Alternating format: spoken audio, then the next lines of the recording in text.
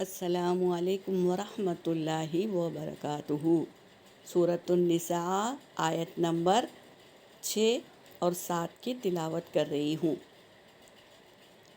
اعوذ باللہ من الشیطان الرجیم،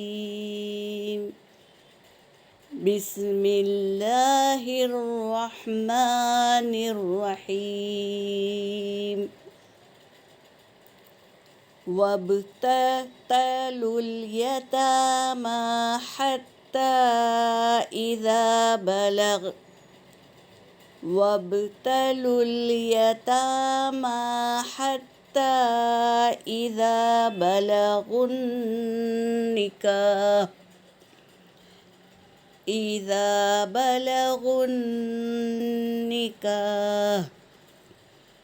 فَإِنْ آنَسْتُم منهم رشدا فادفعوا إليهم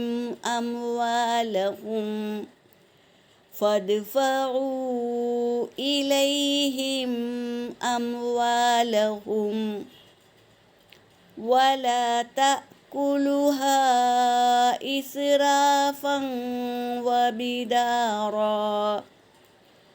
إسرافا وبدارا أن يكبروا، ومن كان غنيا فليستعفف، ومن كان فقيرا فليأكل بالمعروف، ومن كان فقيرا فليأكل بالمعروف،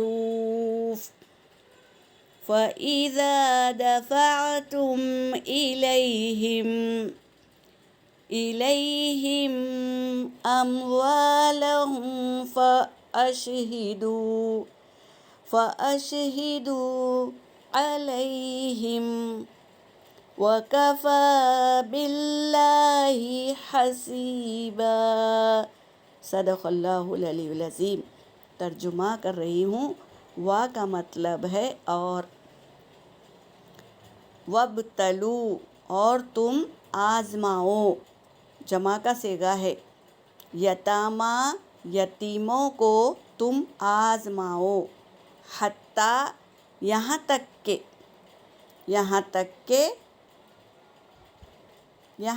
کہ اذا بلغوا النکاح جب وہ پہنچ جائے نکاح کی عمر تک، جب تک تم اسے آزماتے رہو۔ کیا آزماتے رہو؟ آگے پڑھی ہوں۔ فَإِنْ آنَسْتُمْ پھر اگر تم پاؤ، منہم ان لوگوں کو، یتیموں کو، رشدن یعنی سمجھ بوجھ پاؤ ان میں، فادفعوا تو دے دو ان کو، الیہم ان کی طرف، اموالہم ان کے مال دے دو، جب تک تم سنبھالو، جب تک وہ نکاح کی عمر تک نہ پہنچ جائے۔ لڑکا بالغ ہوتا ہے اس وقت تک جب تک اسے احتلام نہ ہو جائے، اور لڑکی بالغ ہوتی ہے جب اس کی عمر بلاغت تک پہنچ جائے، سمجھدار ہو جائے، عقل والی ہو جائے، تو اس وقت وہ لڑکی بالغ ہوتی ہے۔ تو جب وہ سمجھ بوجھ آ جائے ان میں، فادفعوا تو دے دو، دفع کرو یعنی مال کو دے دو ان کو، الیہم ان کی طرف، اموالہم ان کے مال۔ اب یہاں پر بتا رہے ہیں ولا اور نہ، تأکلوہا تم نہ کھاؤ، ہا اس کو یعنی یتیموں کے مال کو، ہا ضمیر یتیموں کے مال کی طرف جا رہی ہے، اسرافاً یعنی اسراف کر کے، وبداراً اور جلدی جلدی بھی مت کھاؤ، اس کو بھی کھلا رہے ہیں اپن بھی کھا رہے، ایسا مت کرو۔ ان یکبرو یہ کہ وہ بڑے ہو جائیں گے، تم یہ سوچ کر جلدی کھا لیں گے، اسراف کر کے کھا لیں گے یہ سوچ کر کہ وہ بڑے ہو جائے۔ وَمَنْ كَانَ اور جو ہے غنیًا مالدار،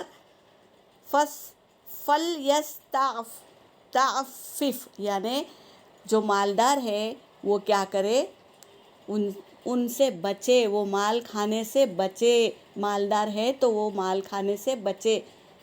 اور وَمَنْ كَانَ فَقِيرًا اور جو ہے محتاج ہے، ان کے پاس مال نہیں ہے، فَلْيَأْكُلْ پس وہ کھائے، بالمعروف دستور کے مطابق کھائے، نہ حق نہ لے کے کھائے بلکہ دستور کے مطابق کھائے۔ فَإِذَا پھر جب دفعتم تم دو ان کو، الیہم ان کی طرف، اموالہم ان کا مال جب تم ان کو دو، فَأَشْہِدُوا پس تم گواہ بنا لو، دینے کے وقت کسی اور کو بھی گواہ بنا لو، علیہم ان پر، وہ مال دینے کے وقت ان لوگوں کے سامنے اور تمہارے سامنے گواہ بنا لو۔ وَكَفَى اور کافی ہے، باللہ اللہ کے لیے، حسیبا جو خوب حساب لینے والا ہے۔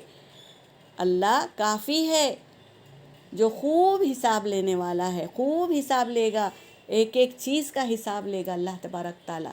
اس لیے ہمیں چاہیے کہ یتیموں کا مال نہ کھائیں اور ان کی پرورش اچھی طریقے سے کریں تاکہ وہ اعمال ہمارے نیکی بن کر ہمارے ساتھ آئیں گے۔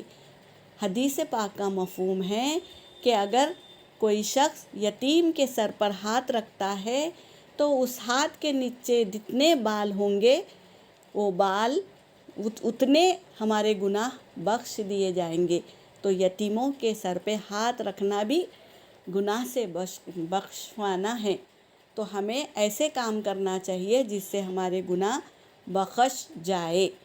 یہاں پر میری آیت ہو گئی۔ وآخر الدعوانا ان الحمد للہ رب العالمین۔